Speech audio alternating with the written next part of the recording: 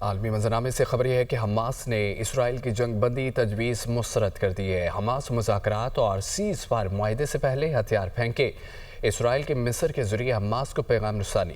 Hamas Gaza میں صہیونی ظلم کے خلاف اپنے دفاع کے حق میں دستبردار نہیں ہوگا۔ اسرائیل کے ساتھ معاہدے میں زیادہ ہم معاہدے پر عمل درآمد ہے۔ اسرائیل معاہدے پر عمل کرے تمام قیدیوں کو رہا کر دیں گے۔ حماس کا اسرائیلی تجویز پر رد عمل۔ حماس نے واضح کر دیا کہ غزہ سے اسرائیلی فوج کا مکمل انخلاء اور مستقل سیز فائر معاہدے کے بنیادی شق ہے۔ حماس ہتھیار ترک کر دے گی۔ یہ اسرائیلی وزیر اعظم کا دن کا خواب ہے۔ غزہ میں امداد کی ترسیل کے لیے 45 دن کی جنگ بندی کی جائے۔ ثالث ممالک کی یہ تجویز ہے۔ امریکی صدر ڈونلڈ ٹرمپ یہ کہتے ہیں کہ روس اور یوکرین کے درمیان جنگ بائیڈن کی جنگ ہے، میری نہیں ہے۔ میں ابھی صدر بنا ہوں، سابقہ مدت میں اسے روکنا کوئی مسئلہ نہیں تھا۔ صدر ٹرمپ کا سوشل میڈیا پر بیان میں کہنا ہے کہ صدر پیوٹن اور باقی سب آپ کے صدر کا احترام کرتے ہیں۔ میرا اس جنگ سے کوئی لینا دینا نہیں، لیکن میں موت اور تباہی روکنے کا کام کر رہا ہوں۔ اگر 2020 کے صدارتی انتخابات میں دھاندلی نہ ہوتی تو خوفناک جنگ کبھی نہ ہوتی۔ ٹرمپ نے مزید یہ بھی کہا ہے کہ صدر زیلنسکی اور بائیڈن نے اس جنگ کو شروع کر کے بھیانک کام کیا۔ اس جنگ کو شروع ہونے سے روکنے کے بہت سارے طریقے تھے، لیکن وہ ماضی ہے جو بہت افسوسناک ہے۔ اب ہمیں اسے تیزی سے روکنا ہے۔ امریکہ ایران پر حملہ کر سکتا ہے۔ امریکی صدر ڈونلڈ ٹرمپ کی ایران کو پھر دھمکی۔ ایران نے ایٹمی پروگرام رول بیک نہ کیا تو ایرانی جوہری تنصیبات کو تباہ کر دیا جائے گا۔ ٹرمپ کی صحافیوں سے بات چیت۔ ایران سخت نظریے کا حامل ملک ہے، ایران کو ایٹمی اثاثے رکھنے کی اجازت نہیں دیں گے۔ ایران امریکہ کو مذاکرات کی دھمکی دے رہا ہے۔ امریکہ اور ایران کے درمیان رواں ہفتے کے آخر میں مذاکرات کا دوسرا دور ہوگا۔ امریکہ ایران پر حملہ کر سکتا ہے۔ امریکی صدر ڈونلڈ ٹرمپ کی ایران کو پھر دھمکی۔ ایران نے ایٹمی پروگرام رول بیک نہ کیا تو ایرانی جوہری تنصیبات کو تباہ کر دیا جائے گا۔ ڈونلڈ ٹرمپ کی صحافیوں سے بات چیت۔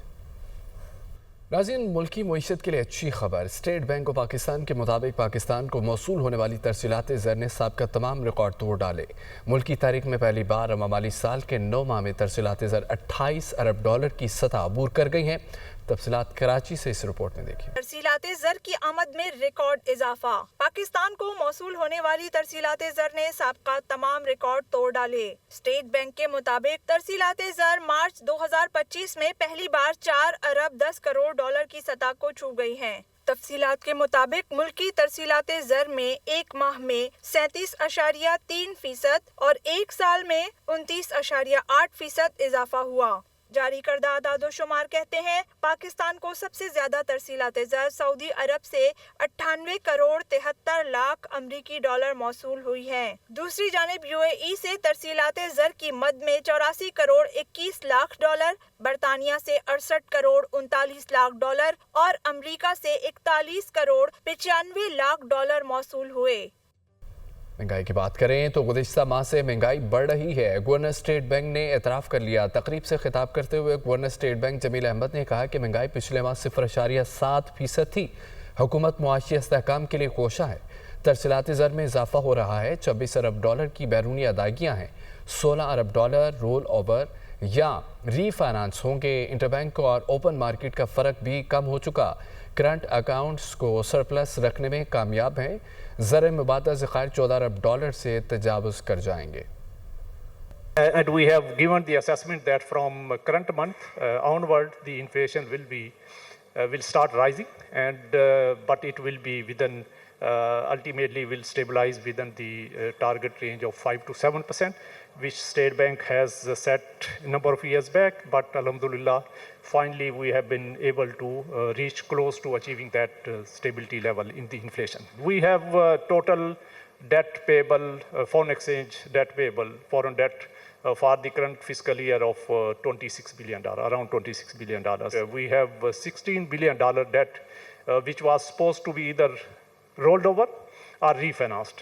دوسرے پاکستانی سفیر نے ایران میں قتل ہونے والے 8 پاکستانیوں کی تفصیلات جاری کر دی ہیں۔ کہا کہ لاشوں کی وطن واپسی کے لیے خصوصی انتظامات کیے جا رہے ہیں۔ تفصیل دیکھیے رپورٹ میں۔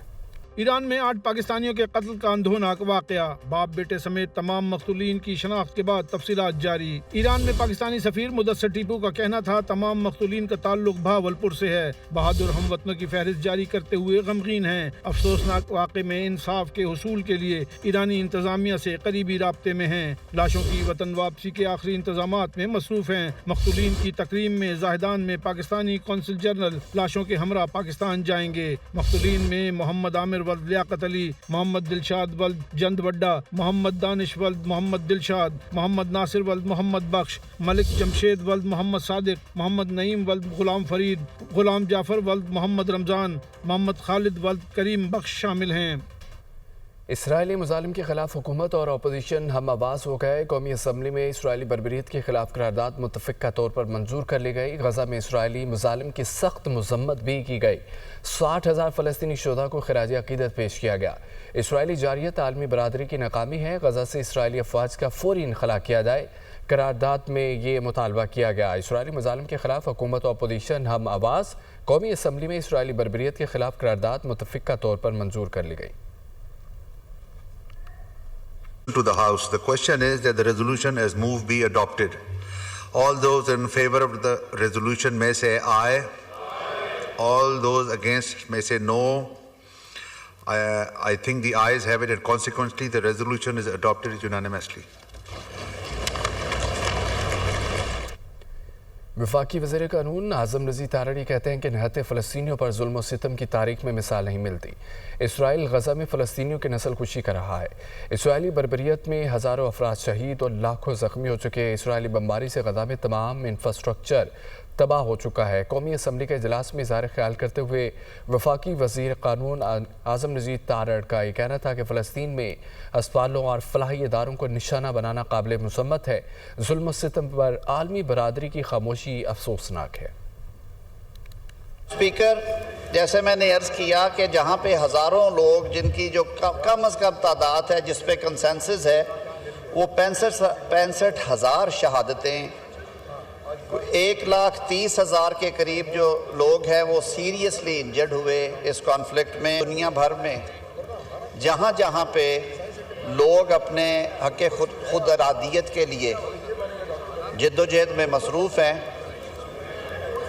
ان کی آواز ڈائیلاگ سے تو آپ روک سکتے ہیں، ریزالو کر سکتے ہیں، لیکن بارود سے ان کی آواز جو ہے اسے نہ دبایا جائے، وہ چاہے فلسطین ہو چاہے وہ کشمیر ہو۔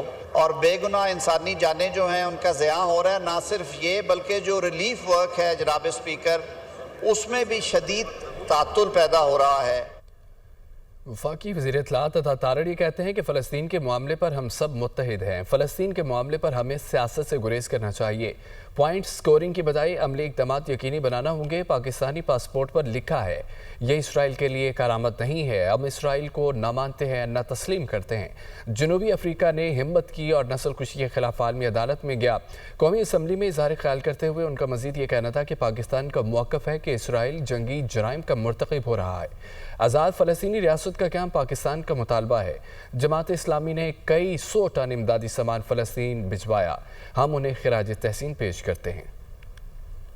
میں آپ سے التماس کرتا ہوں کہ اس ایشو کے اوپر آج یہ ہاؤس جو ہے متحد ہو جائے۔ میں مذمت کرتا ہوں جو تقریر یہاں سے بھی کی گئی اور جو یہاں سے بھی کی گئی، جس میں سیاست سے بھرپور پوائنٹ سکورنگ کی گئی فلسطین کے ایشو پہ۔ کم از کم آج ہم اپنے جو یہ پوائنٹ سکورنگ کے ایشوز ہیں ان کو اس ایشو کے اندر نہ لے کے آتے۔ میں آج اپنے سبز پاسپورٹ کی بھی بات کرنا چاہتا ہوں کہ یہ واحد پاسپورٹ ہے دنیا کا جس پہ لکھا ہے کہ یہ ہر ملک کے لیے ویلڈ ہے، صرف اسرائیل کے لیے ویلڈ نہیں ہے۔ اور پاکستان اس پالیسی سے ادھر ادھر نہیں ہوا جس کے تحت ہم اسرائیل کو نہ مانتے ہیں نہ ریکگنائز کرتے ہیں۔ ساؤتھ افریقہ بھی ایک ملک ہے دنیا کے اندر جس نے یہ ہمت کی، جس نے یہ حوصلہ کیا کہ جینوسائیڈ کے خلاف international court of justice Hague میں وہ گیا اور جینوسائیڈ کرتے ہوئے وہ جنگی جرائم کا مرتکب ہے، وار کرائمز کمٹ کر رہا ہے۔ شاید اس سیاسی جماعت کی اس ہاؤس میں نمائندگی نہیں ہے